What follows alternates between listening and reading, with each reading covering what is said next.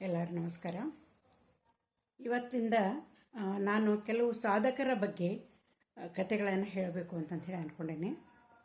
ಅಂದರೆ ಅತೀ ಕಡುಬಡತನದಲ್ಲಿ ಹುಟ್ಟಿದಂತಹ, ತೀರಾ ವಿಪರೀತವಾದಂಥ ಕಷ್ಟಗಳನ್ನು ಕಂಡಂತಹ ಅನೇಕ ಜನರು ತಮ್ಮ ಜೀವನದೊಳಗೆ ಒಂದು ಛಲಕ್ಕೆ ಬಿದ್ದು ಎಷ್ಟೋ ಒಳ್ಳೆಯ ಸಾಧನೆಯನ್ನು ಮಾಡಿದವರಿದ್ದಾರೆ.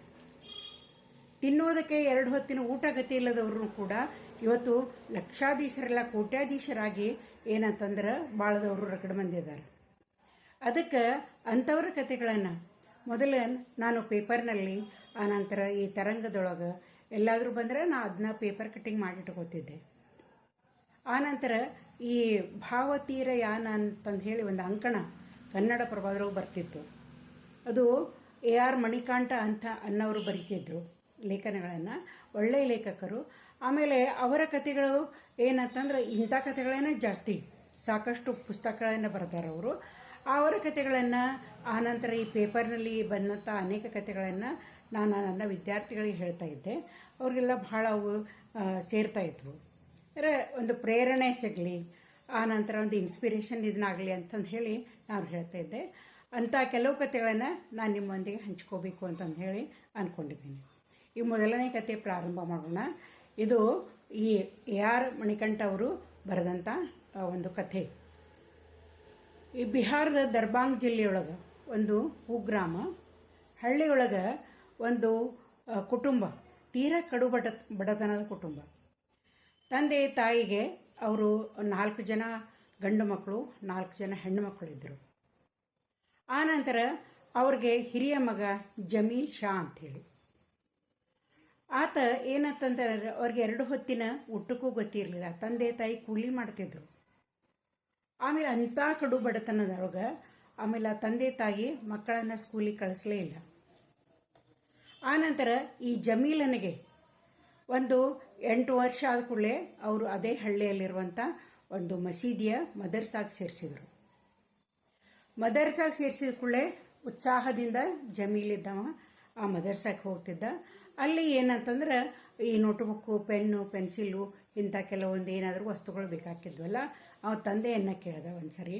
ಅವನ್ನೆಲ್ಲ ನನಗೆ ಕೊಡಿಸ್ಬೇಕು ಅಂದ ಕೂಡಲೇ ತಂದೆ ಸಿಟ್ಟಿಗೆದ್ದು ಬೈದ್ಬಿಟ್ಟು, 2 ಹೊತ್ತಿನ ಊಟಕ್ಕನ್ನ ನಿಮ್ಗೆ ಹಾಕೋಕ್ಕಾಗೋದಿಲ್ಲ, ಅವನ್ನೆಲ್ಲ ನನ್ನ ಕಡೆಯಿಂದ ಕೊಡ್ಸೋಕ್ಕೆ ಸಾಧ್ಯ ಇಲ್ಲ ಅಂತ ಹೇಳ್ಬಿಟ್ಟು. ಆವಾಗ ಭಾಳ ದುಃಖ ಆಯ್ತು. ಶಾಲೆಗೆ ಹೋಗಬೇಕು, ಏನಾದ್ರು ಕಲಿಬೇಕು ಅಂದ್ರೆ ನಮ್ಮ ತಂದೆ ಹಿಂಗೆ ಹೇಳಕತ್ತಾನ ಅಂತಂದು ಹೇಳಿ ಸಿಟ್ಟಿನೊಳಗೆ ಆ ಹುಡುಗ ಏನು ಮಾಡ್ದ ಅಂತಂದ್ರೆ, ರಾತ್ರಿ ಹೊತ್ತು ಒಂದು ಸಣ್ಣ ಬ್ಯಾಗಿನೊಳಗೆ ತನ್ನ ಒಂದಿಷ್ಟು ಬಟ್ಟೆಗಳನ್ನು ಹಾಕ್ಕೊಂಡು ಆ ಊರನ್ನು ಬಿಟ್ಟು ಸ್ಟೇಷನ್ನಿಗೆ ಬಂದು ಒಂದು ರೈಲನ್ನು ಹತ್ತದ. ಆ ರೈಲು ಇದ್ದದ್ದು ದಿಲ್ಲಿಗೆ ಹೋಗ್ತು, ದಿಲ್ಲಿಯ ರೈಲು. ಆ ದಿಲ್ಲಿಗೆ ಹೋದ್ಮೇಲೆ ಅವ ಏನು ಮಾಡ್ದ ಅಂತಂದ್ರೆ ಕಕ್ಕಾವಿಕ್ಕೆ ಆದ ಹುಡುಗ, 10 ವರ್ಷದ ಹುಡುಗ. ಆನಂತರ ಅವ ಏನು ಮಾಡ್ದ ಅಂತಂದ್ರೆ ಅಲ್ಲಿರುವಂಥ ಕೆಲವೊಂದು ಕೊಳಗೇರಿಯ ಹುಡುಗರು, ಆ ಹುಡುಗರದ ಪರಿಚಯ ಮಾಡಿಕೊಂಡು ಅಲ್ಲೇ ಒಂದು ಫ್ಯಾಕ್ಟ್ರಿ ಒಳಗೆ ಈ ಪರ್ಸ್ಗಳನ್ನು, ಆನಂತರ ಈ ಬ್ಯಾಗ್ಗಳನ್ನು ಮಾರುವಂಥ ಒಂದು ಫ್ಯಾಕ್ಟ್ರಿ ಒಳಗೆ ಕೆಲಸ ಮಾಡ್ದ. ಅವನ ಜೊತೆ 4-6 ಜನ ಸ್ನೇಹಿತರಾದರು. ಅವ್ರಿಗೆಲ್ಲ ಏನಿತ್ತು ಈ ಜಮೀಲ್ ಶಾನಿಗೆ ಅಂತಂದ್ರೆ, ಯಾವುದಾದ್ರೂ ಈ ಬಾಲಿವುಡ್ನ ನಟ ನಟಿಯರ ಮನೆಯೊಳಗೆ ಕೆಲಸ ಮಾಡಬೇಕು ಅನ್ನುವಂಥದ್ದು ಭಾಳ ಹುಚ್ಚಿತ್ತು. ಆ ಮಕ್ಕಳೆಲ್ಲ ಹೇಳಿದರು, ನೀ ಹಂಗಂದ್ರೆ ಮುಂಬೈಗೆ ಹೋಗು, ಅಲ್ಲೇ ಭಾಳ ಜನ ನಟ ನಟಿಯರ ಮನೆಗಳದಾವು, ಅಲ್ಲೇ ನಿನ್ನ ಆಸೆ ಏನಾರ ತೀರ್ತೈತಿ ಅಂತ ಹೇಳಿದರು. ಆ ನಂತರ ಅವ ಏನು ಮಾಡ್ದ ಅಂತಂದ್ರೆ ಮತ್ತೊಂದು ಟ್ರೈನನ್ನು ಹತ್ತಿ ಮುಂಬೈಗೆ ಬಂದುಬಿಟ್ಟ. ಮುಂಬೈಗೆ ಬಂದ ಮೇಲೆ ಅಲ್ಲಿ ಏನಂತಂದ್ರೆ ಒಂದು ಸ್ಲಮ್ ಏರಿಯಾದೊಳಗನ್ನು ಈ ಕೆಲವೊಂದು ಹುಡುಗರನ್ನು ಪರಿಚಯ ಮಾಡಿಕೊಂಡ. ಆ ನಂತರ ಒಂದು ಗಾರ್ಮೆಂಟ್ ಫ್ಯಾಕ್ಟ್ರಿಗೆ ಅವ ಏನಂತಂದ್ರೆ ಸೇರಿಕೊಂಡ. ಅಲ್ಲಿ 10ರಿಂದ 12 ತಾಸುಗಳವರೆಗೆ ದುಡಿಬೇಕು. ದುಡಿದ್ರೂ ಕೂಡ ಇವರೆಲ್ಲ ಇನ್ನೂ ಸಣ್ಣ ವಯಸ್ಸಿನವರೆಲ್ಲ, ಪುಡಿಗಾಸಿನಷ್ಟು ಅವರು ಸಂಬಳವನ್ನು ಕೊಡ್ತಿದ್ರು. ಅದು ಅವನಿಗೆ ಊಟಕ್ಕೂ ಕೂಡ ಸಾಲ್ತಿರ್ಲಿಲ್ಲ.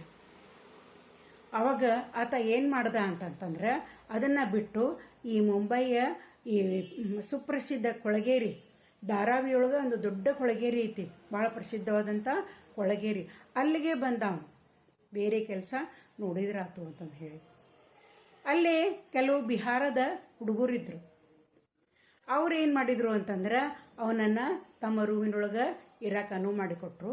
ಮತ್ತು ಅವ ಏನು ಮಾಡ್ದ ಅಂತ ಒಂದು ಚರ್ಮದ ವಸ್ತುಗಳನ್ನು ತಯಾರು ಮಾಡುವಂಥ ಒಂದು ಕಾರ್ಖಾನೆಯೊಳಗೆ ಆತ ಒಂದು ಉದ್ಯೋಗವನ್ನು ಗಿಟ್ಟಿಸ್ಕೊಂಡ. ಅಲ್ಲಿ ಚರ್ಮದ ವಸ್ತುಗಳನ್ನು ತಯಾರು ಮಾಡ್ತಾಯಿದ್ರು. ಬೆಳಗ್ಗೆಯಿಂದ ಸಾಯಂಕಾಲದವರೆಗೆ ಫ್ಯಾಕ್ಟ್ರಿ ಒಳಗೆ ಕೆಲಸ ಮಾಡ್ತಾಯಿದ್ದ. ಸ್ವಲ್ಪ ದುಡ್ಡನ್ನು ಕೂಡಿಸ್ಕೋಬೇಕು, ಆ ನಂತರ ನಾ ಏನಾದರೂ ಉದ್ಯೋಗ ಮಾಡಬೇಕು ಅಥವಾ ನಟ ನಟಿಯರಲ್ಲಿ ಹೋಗಿ ಉದ್ಯೋಗ ಕೇಳಬೇಕು ಅನ್ನುವಂಥದ್ದು ಒಂದು ಭಾಳ ಆಸೆ ಇತ್ತು. ಆವಾಗ ಏನಾಗ್ತೈತಿ ಅಂತಂದ್ರೆ ಅವ ಅಷ್ಟನ್ನು ದುಡ್ದು ಇಷ್ಟ ಸಾಲುವುದಿಲ್ಲ ಅಂತಂದು ಹೇಳಿ ಸಾಯಂಕಾಲ ಬಂದ ಮೇಲೆ ಆವಾಗ ಈ ಟಿ ವಿ ಮತ್ತು ಮೊಬೈಲ್ಗೆ ಕವರ್ಗಳನ್ನು ಮಾರುವಂತಹ ಒಂದು ಉದ್ಯೋಗವನ್ನು ಪಾರ್ಟ್ ಟೈಮ್ ಕೆಲಸ ಅಂತಂದು ಹೇಳಿ ಮಾಡ್ಕೊಂಡ್ಮೇಲೆ ಸ್ವಲ್ಪ ದುಡ್ಡು ಅವನಿಗೆ ಸಂಗ್ರಹ ಆಗ್ತಿತ್ತು. ಅವನ ಕಡೆ ಏನೂ ಇಲ್ಲ, ಒಂದು ಸುಟ್ಕೇಸು ಇಲ್ಲ, ಒಂದು ಟ್ರಂಕ್ ಅನ್ನೋದೂ ಇಲ್ಲ, ಏನೂ ಇಲ್ಲ. ಆ ದುಡ್ಡನ್ನು ಎಲ್ಲಿ ಇಟ್ಕೋಬೇಕು ಅಂತಂದು ಹೇಳಿ ಬ್ಯಾಂಕಿನ ವ್ಯವಹಾರ ಅಂತೂ ಮೊದಲೇ ಗೊತ್ತಿಲ್ಲ, ಹೆಚ್ಚಿಗೆ ಕಲಿತೇನೂ ಇಲ್ಲ. ಅವನು ಅಕ್ಷರಜ್ಞಾನ ಮಾತ್ರ ಇತ್ತು ಅಷ್ಟೇ ಅವನಿಗೆ. ಅವ ಒಬ್ಬ ಕೊಳಗೇರಿಯೊಳಗೆ ಒಬ್ಬ ಸ್ನೇಹಿತ ಇದ್ದ, ಸ್ವಲ್ಪ ದೊಡ್ಡವಿದ್ದ. ಅವನ ಕಡೆ ಏನಂತಂದ್ರೆ ಇವ ದುಡ್ಡನ್ನು ಕೊಡ್ತಾ ಇದ್ದ. ನೀನು ದುಡ್ಡು ಕೊಡು, ನನಗೆ ಜಾಸ್ತಿ ಆದ್ಕೊಳ್ಳಿ ನಾನು ದುಡ್ಡು ಕೇಳ್ತೀನಿ, ನಿನ್ನ ಕಡೆ ಇಟ್ಕೋಪ್ಪ ಅಂತಂದು ಹೇಳಿ ಕೊಟ್ಟ. ಹಿಂಗೆ ಅವನು ಏನು ಮಾಡ್ದ ಅಂತಂದ್ರೆ ಅನೇಕ ವರ್ಷಗಳವರೆಗೆ ಅಲ್ಲಿ ದುಡಿದು 25,000 ರೂಪಾಯಿಗಳನ್ನು ಆತ ಕೂಡಿಸಿದ. ಅವನು ಲೆಕ್ಕ ಇಡ್ತಿದ್ದ.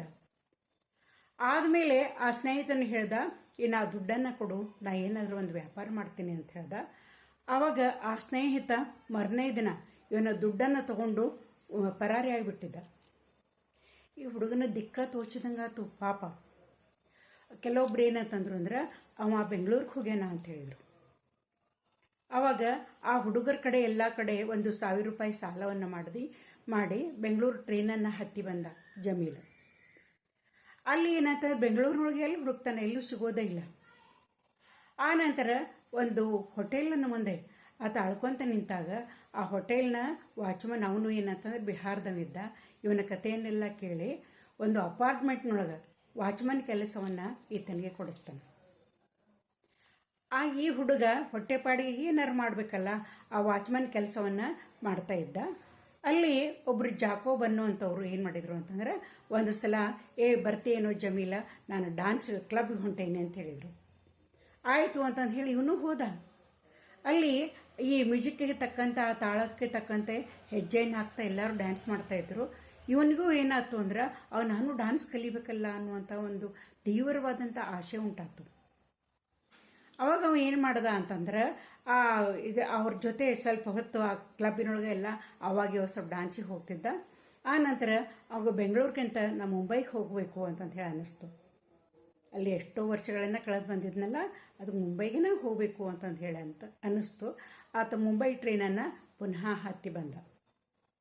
ಮತ್ತು ಅದೇ ಧಾರಾವಿಗೆ ಬಂದ, ಧಾರಾವಿ ಕೊಳಗೇರಿಗೆ ಬಂದು ಏನು ಮಾಡ್ದ ಅಂತಂದ್ರೆ ಒಂದು ಫ್ಯಾಕ್ಟ್ರಿ ಒಳಗನ ಮೊದಲಿನ ಈ ಚರ್ಮದ ತಯಾರಿಕೆ ಫ್ಯಾಕ್ಟ್ರಿ ಒಳಗೆ ಪುನಃ ಒಂದು ಉದ್ಯೋಗವನ್ನು ಆತ ಗಿಟ್ಟಿಸ್ಕೊಂಡ. ಅಲ್ಲಿ ಏನಂತಂದ್ರೆ ಈ ಒಬ್ಬರು ಡ್ಯಾನ್ಸರ್ ಕೊರಿಯೋಗ್ರಾಫರ್ ಮುಂಬೈದೊಳಗೆ ಸಂದೀಪ್ ಸಪೂರ್ಕರ್ ಅನ್ನುವಂಥ ಒಬ್ಬ ಕೊರಿಯೋಗ್ರಾಫರ್ ಒಂದು ಡ್ಯಾನ್ಸ್ ಕ್ಲಾಸನ್ನು ನಡೆಸ್ತಾ ಇದ್ರು. ಆತ ಅವ್ರ ಕಡೆ ಹೋಗಿ ಕೇಳ್ದ, ನನ್ನ ಕಡೆ ಫೀ ಕಟ್ಟಾಕ ಏನೂ ದುಡ್ಡಿಲ್ಲ, ನಾನು ಡ್ಯಾನ್ಸ್ ಕಲಿಬೇಕು ಅಂತಂದ್ರೆ ಭಾಳ ಆಸೆ ಐತಿ, ನಂಗೆ ಕಲಿಸ್ತೀರೇನು ಅಂತಂದು ಹೇಳಿ ಕೇಳ್ದೆ. ಆವಾಗ ಅವರಂದರು, ಆಯಿತು ನಾಳೆಯಿಂದ ನೀನು ಬಾ ಡ್ಯಾನ್ಸ್ ಕ್ಲಾಸಿಗೆ ಅಂತಂದು ಹೇಳಿದರು. ಇವ ಪ್ರತಿದಿನಾನು ಅವ್ರ ಡ್ಯಾನ್ಸ್ ಕ್ಲಾಸಿಗೆ ಹೋಗ್ತಿದ್ದ. ಸಾಯಂಕಾಲ ತನಕ ಫ್ಯಾಕ್ಟ್ರಿ ಒಳಗೆ ಕೆಲಸ ಮಾಡ್ತಿದ್ದ. ಸಾಯಂಕಾಲ ಡ್ಯಾನ್ಸ್ ಕ್ಲಾಸನ್ನು ಸೇರಿಕೊಂಡೆ. ಹಿಂಗೆ ಅನೇಕ ದಿನಗಳವರೆಗೆ ನಡೆದು ಜಾಕೋಬ್ ಅವರ ಒಂದು ಸ್ನೇಹವನ್ನು ಇವನು ಸಂದೀಪ್ ಅವರ ಸ್ನೇಹವನ್ನು ಸಂಪಾದನೆ ಮಾಡಿಕೊಂಡ ಮೇಲೆ ಏನಾಯ್ತು ಅಂತಂದರೆ ದಿನ ಡ್ಯಾನ್ಸ್ ಕ್ಲಾಸ್ಗಳು ನಡೀತಿದ್ವಲ್ಲ, ಒಂದು ಸಲ ಅವರು ಸಂದೀಪ್ ಸರ್ ಭಾಳ ಚಿಂತಾಕ್ರಾಂತರಾಗಿ ಕುಂತಿದ್ರು.